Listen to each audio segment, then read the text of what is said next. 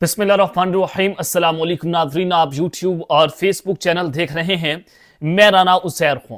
नाज़रीन, 2 दिन पहले चेयरमैन पीटीआई बैरिस्टर गौहर की जानिब से यह दावा किया गया था कि पीटीआई के और इस्टेब्लिशमेंट के दरमियान पसे पर्दा बैक डोर्स राब्ते हुए थे और उनकी आर्मी चीफ के साथ भी एक अहम तरीन मुलाकात हुई थी। तो उन्होंने कहा कि उन राब्तों का कोई नतीजा जो है वो नहीं निकल सका। हुकूमत के साथ भी मुज़ाकरात नाकाम हो गए, वो चैनल के जो है वो भी बंद हो गया। जाहिर है हुकूमत तो नहीं चाहेगी कि पीटीआई के और इस्टेब्लिशमेंट के दरमियान कोई राब्तों का आगाज हो। तो अब जनाब जो जियो न्यूज की जानिब से खबर ब्रेक कर दी गई है, जो जियो न्यूज ने इस वक्त हुकूमत के ऊपर बम चल गिराया है, वो अब तक की सबसे बड़ी ब्रेकिंग न्यूज है। और इस खबर ने जनाब शहर इक्तदार में इन सब की हुकूमत वालों की दौड़ें लगाकर रखती हैं। आज क्या खबरें हैं जनाब, वो तमाम डिटेल्स मैंने आपके सामने बमा हकाइक और बमा सबूत रखनी है। और फिर दूसरी जानिब बैक डोर्स जो राब्ते शुरू हो गए, उसका दूसरा राउंड शुरू हो गया और हुकूमत के धड़न तख्ता होने की खबर भी आ गई है। ये खबर कहां से आई, किन किन के दरमियान राब्ते शुरू हो गए हैं, पीटीआई की तरफ से कौन लोग हैं, एस्टेब्लिशमेंट की तरफ से कौन लोग हैं, बड़ा आम सवाल है, लोग अक्सर पूछते भी हैं। इन राब्तों की तमाम डिटेल्स मैंने आपके सामने आज के इस व्लॉग में रखनी है, दौड़े क्यों लगी हैं और फिर जनाब एक अहम इजलास के अंदर किस तरह से हुकूमत की तरफ से भी फील्डिंग सेट की गई, लेकिन वो भी जनाब आज उनका चेहरा भी बेनकाब हो गया है। तमाम डिटेल्स आपको बताई जाएंगी, लेकिन आगे बढ़ने से पहले आप सबसे दरख्वास्त के चैनल को जरूर सब्सक्राइब कर लें, बेल आइकन को दबा दें, आने वाली तमाम तर अपडेट्स आपकी खिदमत में बर वक्त पेश होती रहें। नाज़रीन, एक तो हुकूमत जिस तरह से अपनी तशहीर कर रही है और मरियम नवाज की जानिब से भी अरबों रुपए जनाब अखबारात के ऊपर लगाए जा रहे हैं और अपनी तशहीर की जा रही है, अपने जनाब हमें एड्स दिखाई दे रहे हैं कि जनाब पाकिस्तान में पंजाब के अंदर बिलखुसूस दूध की नहरें बह गई हैं। उधर से शहबाज हुकूमत का 1 साल मुकम्मल हुआ, वो अपनी कारकर्दगी के ऊपर एड्स देना शुरू हो गए हैं। लेकिन आज डॉन अखबार ने जो आर्टिकल लिखा, जो अपना उन्होंने इदारिया दिया, उसमें वो एक बात उन्होंने बड़ी इंपॉर्टेंट लिखी। उन्होंने कहा जो जनाब डॉन अखबार ने के एड्स बैन, और उसमें बताते हैं कि वफाक, पंजाब और सिंध ने, यानी कि 3 जगहों पर इस वक्त ये पीपल्स पार्टी की और बाकी नून लीग की गवर्नमेंट है और इनकी इत्तेहादी हुकूमत है वफाक के अंदर, तो इन्होंने पिछले अक्टूबर से एड्स बंद कर दिए हमारे अखबार के लिए, क्योंकि डॉन अखबार जो है वो असूली सहाफत कर रहा है। डॉन अखबार जो है वो आपके चंद टकों की खातिर जो है वो ना अपना कलम बेच रहा है और ना अपनी जुबान बेच रहे हैं। तो आपने क्या किया, आपने उनके एड्स बंद कर दिए। आप उन अखबारात को एड्स देना शुरू हो गए जो आपके कहने के ऊपर जो है वो आपके एड्स लगा रहे हैं, आपके कहने के ऊपर अपने अखबारात की हेडलाइन बना रहे हैं। तो आपने पैसा वहां पर बिछाना शुरू कर दिया जो पाकिस्तान की आवाम के टैक्स का पैसा है। आप टैक्स का पैसा जो है वो हराम रास्ते करने की कोशिश कर रहे हैं कि आपका कोई इमेजरी बिल्ड हो जाए, आपका बयानिया बन जाए, या अवाम आपका चूरन खरीद रहे, लेकिन अवाम जो है वो आपका चूरन खरीदने को इस वक्त जनाब तैयार नहीं हो रही।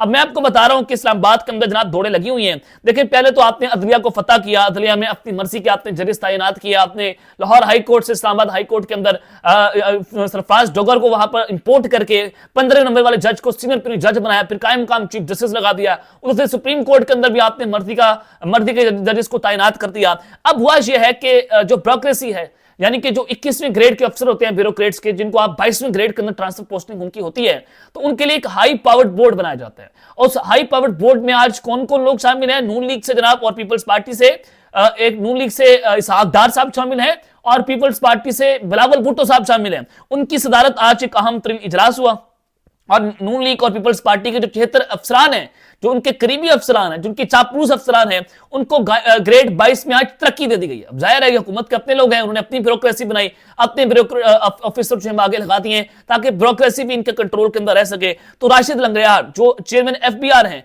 और ये शहबाज शरीफ के चहेते हैं, इनको जनाब तरक्की दे दी गई है। और आज ही पब्लिक अकाउंट कमेटी को उन्होंने बताया कि उन्हें नहीं मालूम कि ग्रेड 21 की खातून को वजीर खजाना की नॉन कस्टम पेड गाड़ी पर झंडा लगाने का हुक्म हुआ था कि नहीं हुआ था। बाद इन खातून को इनकार पर ट्रांसफर कर दिया गया और पंजाब के एक और अहम ब्यूरोक्रेट वसीम अजमल चौधरी को भी जो है बाजी ले उड़े हैं और साफ पानी स्कैंडल में वो शामिल थे और मक्खन की तरह वो आज क्लियर हो गए हैं। और मोइनुद्दीन वानी भी नवाज शरीफ के मंजूर नजर अफसर रहे हैं। उन्होंने वजारत तालीम में इस्लामाबाद के चंद सेक्टर से बाहर कुछ नहीं किया और भरपूर मीडिया कैंपेन करते और करवाते रहे हैं। पीपल्स पार्टी ने आज अपना हिस्सा बटोरा है और आज जो प्रमोशन इजलास में बिलावल भुट्टो शरीक थे, उन्होंने जनाब अपने अपने अफसरान को 22 ग्रेड के अंदर जो है वो उनको तरक्की दे दी है ताकि ब्यूरोक्रेसी के ऊपर भी अपना हाथ जो है वो मजबूत किया जाए। अब चलें आगे बढ़ते हैं कि इस वक्त हुकूमत जो है वो बातें ये करना शुरू हो गई है कि हमारी हुकूमत को चलने दिया गया तो मुल्क में तरक्की होगी। ये एहसन इकबाल का स्टेटमेंट आपके सामने, फिर राना सनाउल्लाह की स्टेटमेंट आई कि अगर 12 अक्टूबर मुल्क में दोबारा ना हुआ तो मुल्क तरक्की करता चला जाएगा। तो उन्होंने ये मार्शल की तरफ जिक्र किया कि जैसे मुशर्रफ ने मार्शल लगाया था, तो अगर ऐसा ना हुआ, अगर ऐसे हमारी हुकूमत का धड़न तख्ता ना हुआ तो हम मुल्क को तरक्की की राह पर गामजन करेंगे। लेकिन जनाब को बताना ये चाहता हूं कि अगर आप फॉर्म 45 के ऊपर आए होते और आप इस तरह के स्टेटमेंट देते तो कौम आपका वेलकम करती। आप चूंकि चोरी के मैंडेट पर आए हैं, चूंकि आप इस्टेब्लिशमेंट का कंधा इस्तेमाल करके रहे हैं, तो कौम आपकी स्टेटमेंट खरीदने को तैयार नहीं है। आपको भी पता है और मुझे भी पता है।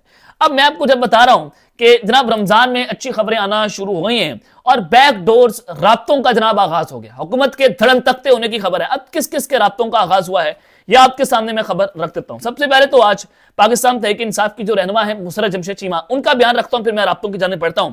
उन्होंने कहा कि इमरान खान के जेल से बाहर आने की देर है, हुक्मरान अपना बोरिया बिस्तर लपेटते हुए नजर आएंगे। जुल्म जबर के बावजूद पाकिस्तान तहरीक इंसाफ आज भी सबसे बड़ी सियासी कुव्वत है और इमरान खान की मकबूलियत जो है वो ये इनके लिए एक बहुत बड़ा रोग है। जो 47 की हुकूमत है, फॉर्म 47 की गवर्नमेंट है, उनके लिए सबसे बड़ा रोग है। तो आप इमरान खान का मुकाबला नहीं कर सकते। तो उन्होंने कहा कि बदतरीन मुजालिम के जो हमारे लोगों के ऊपर, कारकुनान पर, क्यादत के ऊपर, रहनुमाओं पर जो पहाड़ तोड़े गए, मैं उसकी माजी में कोई मिसाल नहीं मिलती। उसके बावजूद पीटीआई के अदना से अदना कारकुन का अज़्म जो है वो मुतज़लज़ल नहीं हुआ।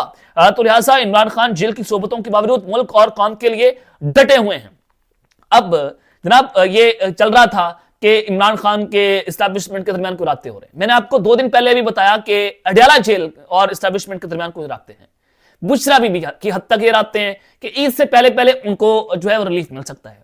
एस्टैब्लिशमेंट के इंतहाई करीब समझे जाने वाले जो सहाफी हैं हमाद हसन, उनकी खबर मैंने आपके सामने रखी। अब जनाब जियो न्यूज की जानिब से बड़ा अहम तरीन दावा किया गया है।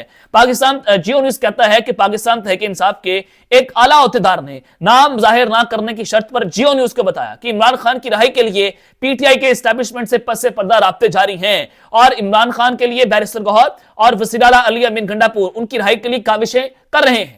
यानी कि पीटीआई की तरफ से अली अमीन गंडापुर और बैरिस्टर गौहर एस्टैब्लिशमेंट के साथ जियो न्यूज कह रही है कि उनके राब्ते शुरू हो गए हैं। तो ये तो हुकूमत वालों के लिए जनाब अच्छी खबर नहीं है। हुकूमत पहले भी चाह रही थी कि एस्टैब्लिशमेंट और पीटीआई के राब्तों को सबूटाज किया जा सके, क्योंकि वो अपनी हुकूमत को एंजॉय करना चाहते हैं। लेकिन अब पीपल्स पार्टी भी उनके खिलाफ खड़ी हो गई है। हुकूमत को ये रातों को ख्वाब आना शुरू हो गए कि उनकी हुकूमत को गिराया जा सकता है। और उधर से फिर अंसार अब्बासी साहब ने भी आज खबर दी कि एक प्रॉपर्टी टाइकून ने, जो आजकल पाकिस्तान नहीं है, पाकिस्तान से बाहर है और देर अताब भी हैं, उनके ऊपर ये दबाव भी है कि वो इमरान खान के खिलाफ वादा माफुआ बन जाए। तो उन्होंने इमरान खान को ये मैसेज दिया कि आप मोहसिन नकवी के ऊपर एतमाद करें। अब आप अंदाजा करें कि अगर मलिक रियासत बात बता रहे हैं तो इट मीन से कुछ ना कुछ तो है जो पसे पर्दा हो रहा था। अब जनाब वो उनके मुताबिक, आला पार्टी अहदेदार के मुताबिक, पार्टी इस बात पर मुत्तफिक है कि इमरान खान की रिहाई एस्टैब्लिशमेंट की मर्जी के बगैर मुमकिन नहीं है, जबकि बैरिस्टर गौहर अली अमीन गंडापुर इमरान खान की रिहाई के लिए पुरउम्मीद हैं। एस्टैब्लिशमेंट से बराह रास्त मुलाकातें नहीं, ताहम दोनों लीडर कोशिशें जारी रखे हुए हैं और एस्टैब्लिशमेंट से बातचीत कामयाब होने की सूरत में इमरान खान को एक बहुत बड़ा रिलीफ मिल सकता है। इन राब्तों के हवाले से जनाब मैं आपको ये बता रहा हूँ, जियो न्यूज ने खबर ब्रेक की है कि पसे पर्दा जो राब्ते हैं वो शुरू हो गए हैं, या आप उसको दूसरा राउंड कह लें, क्योंकि पहला राउंड तो हुआ था लेकिन वो नाकाम हो गया। और फिर एक बुशरा बीबी के साथ राब्ते, अब अली अमीन गंडापुर और बैरिस्टर गौहर के साथ मुलाकात नहीं हुई, राब्ते शुरू हो गए हैं कि इमरान खान की रिहाई के लिए कुछ ना कुछ जनाब किया जा सके। तो हुकूमत का धड़न तख्ता तो होगा, जैसे मुशर्रफ जमशेद चीमा साहिबा ने कहा कि जिस दिन इमरान खान बाहर निकल गए तो हुकूमत धड़ाम से नीचे निकल जाएगी। और ईद के बाद पाकिस्तान तहरीक इंसाफ अपोजिशन इत्तेहाद सड़कों के ऊपर निकलने का कह रही है, और अगर मौलाना फजल रहमान वहां पर आ गए तो डेफिनेटली ये हुकूमत और ये धड़ाम से नीचे चले जाएगी। अपोजिशन इत्तेहाद मिलकर असेंबली से इस्तीफे देती है कि निजाम 1 सेकंड नहीं चल सकेगा। तो लिहाजा हुकूमत इस वक्त बहुत परेशान नजर आ रही है। और आप अगर पीछे जाएं, कल जनाब जो बरतानवी हाई कमिश्नर है जेम्स मैरियट, उनकी केपी की असेंबली आमद हुई, उन्होंने पीटीआई के वहां के स्पीकर से मुलाकात की और उससे एक दिन पहले उनकी वज़ीर आज़म शहबाज शरीफ से भी मुलाकात हुई। अब जेम्स मैरियट के ऊपर इल्जामात लगाए गवर्नमेंट ने कि ये वो गोल्डस्मिथ खानदान का ये किरदार है जो पाकिस्तान के अंदर इमरान खान की रिहाई के लिए लॉबिंग फर्म हायर कर रही है, ये लॉबी कर रही है इमरान खान के लिए। इनके ऊपर गवर्नमेंट ने अभी हालिया 1-2 महीने पहले इल्जामात लगाए थे और जेम्स मैरियट शहबाज शरीफ से भी मिल रही हैं और जनाब कल उनकी केपी की असेंबली आमद हुई और उधर से वो पीटीआई के लोगों से मिल रही।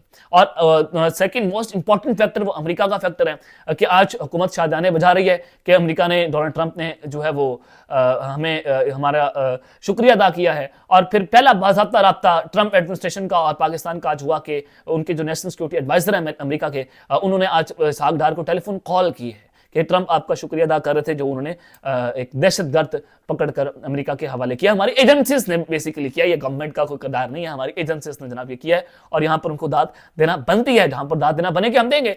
तो ये एक बड़ी अहम तरीन तफसीलात हैं कि रास्ते शुरू हुए हैं, जिसके बाद हुकूमत के लिए घबराने का वक्त शुरू हो जाता है और अब इस्लामाबाद में मजीद दौड़े लगते हुए आप देखेंगे भी। अब तक के लिए इतना ही, अपना ख्याल रखिएगा और इस लंगा पर लाजमी है लिखना है। अल्लाह ने के बाद पाकिस्तान जिंदाबाद।